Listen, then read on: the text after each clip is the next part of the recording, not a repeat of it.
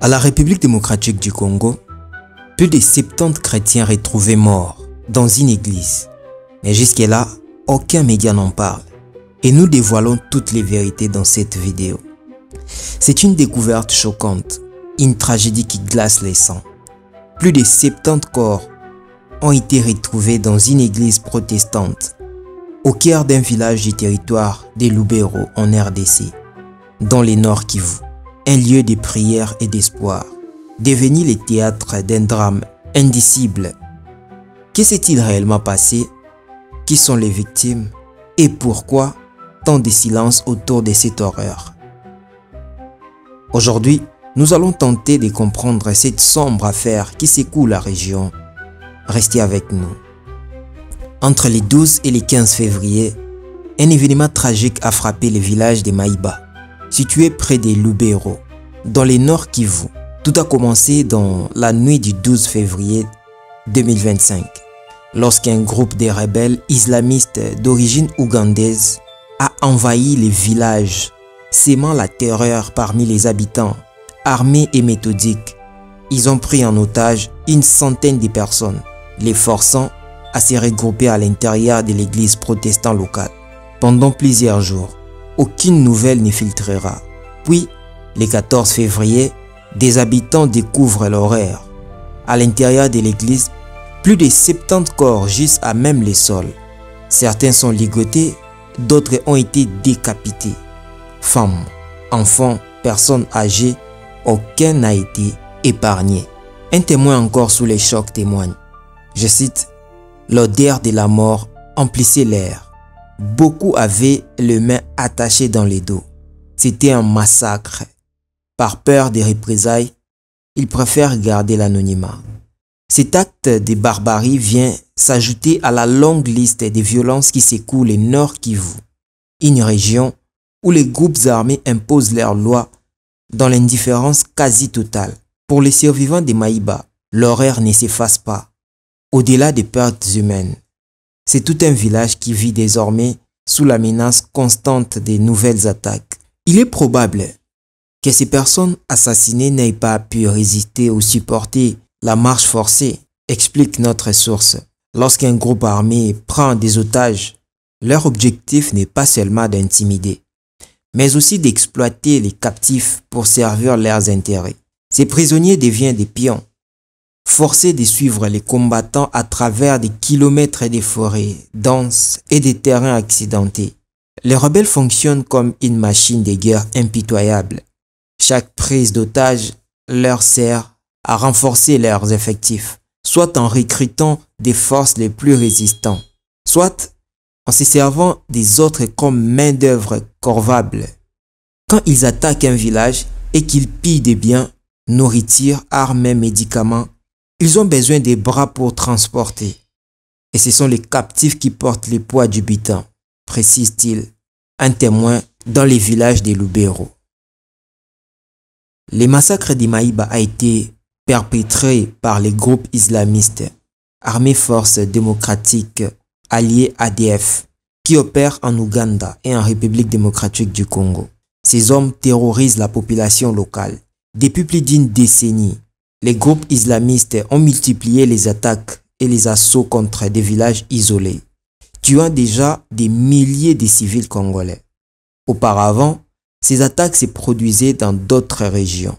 Mais aujourd'hui, c'est Lubero qui est attaqué, déclarait l'informateur de l'EAD. On pense que les terroristes ont des collaborateurs dans les localités qui facilitent leurs opérations. Et ce qui est vraiment effrayant, a-t-il ajouté. Ces massacres surviennent à un moment critique pour la région. Dans les provinces du Nord Kivu et Sud Kivu, la situation humanitaire s'est aggravée à cause des combats entre les forces rebelles d'un autre côté, groupe armé, le M23, soutenu par les Rwandais voisins, et aussi par des étrangers de partout, et les forces armées congolaises. Le M23 s'est emparé de la ville importante et des postes stratégiques dans la région comme Bukavu et Goma. Depuis décembre 2024, selon les HCR, les combats se sont intensifiés, forçant un demi-million de Congolais du Nord Kivu à se déplacer. Notre informateur craint que les M23 ne prennent Butembo. la deuxième plus grande ville du Nord Kivu. Dans les prochains jours, je cite, nous vivons des moments très difficiles. À tout moment, nous nous attendons à ce que les rebelles entrent dans la ville car ils ne sont qu'à 70 km d'ici. Il y a une grande panique à Butembo car la guerre est littéralement à notre portée. Nous avons vu comment d'autres régions ont sombré dans le chaos. Et maintenant, il semble que ce soit notre tour pour ainsi dire. Et il termine par un appel à la prière. C'est vraiment la prière qui continue à soutenir notre espérance au milieu de cette situation que nous vivons. Maria Lozano. Selon Radio Okapi, la société civile locale pense qu'il s'agit des corps de personnes disparues, enlevés le 12 février par des hommes armés non identifiés. Les corps des personnes décapitées à coups de machette ont été retrouvés, les mains liées dans les dos. On soupçonne que le massacre a été commis par des djihadistes, membres de l'ADF, Forces démocratiques alliées, un groupe originaire d'Ouganda qui s'est installé dans l'est de la République démocratique du Congo depuis des décennies, en particulier dans le Nord Kivu. En 2019, les ADF ont adhéré à l'État islamique. Sur la genèse et la transformation de cette formation, voire FID, 24 juin 2023, accentua leurs profits djihadistes.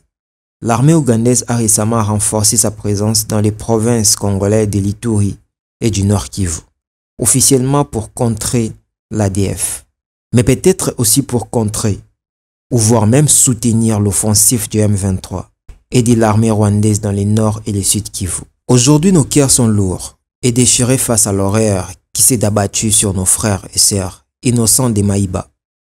Nous élevons vers toi une prière pour ces âmes arrachées à la vie, dans la douleur et l'injustice. Accueille-les dans ta lumière éternelle, où plus aucune souffrance ne pourra les atteindre, Seigneur. Nous te prions aussi pour les survivants, ceux qui ont tout perdu, ceux qui portent en eux la peur, la douleur et les chagrins, Seigneur. Entoure-les de ton amour et de ton réconfort. Donne-leur la force de se relever, le courage de continuer malgré l'épreuve et l'espoir d'un lendemain où la paix triomphera. Seigneur, éclaire les dirigeants et tous ceux qui ont le pouvoir d'agir. Que leur cœur soit touché par la détresse des innocents. Qu'ils œuvrent avec sagesse et détermination pour que cesse cette violence insensée. Que la justice et ta miséricorde descendent sur cette terreur meurtrière. Seigneur, nous crions vers toi. Ne détourne pas ton regard. Viens au secours de ton peuple. Au nom de Jésus-Christ. Amen. Rassure-toi de t'abonner sur Touche Actu. Nous t'informons chaque jour. Ici, nous décortiquons des actualités africaines et du reste du monde.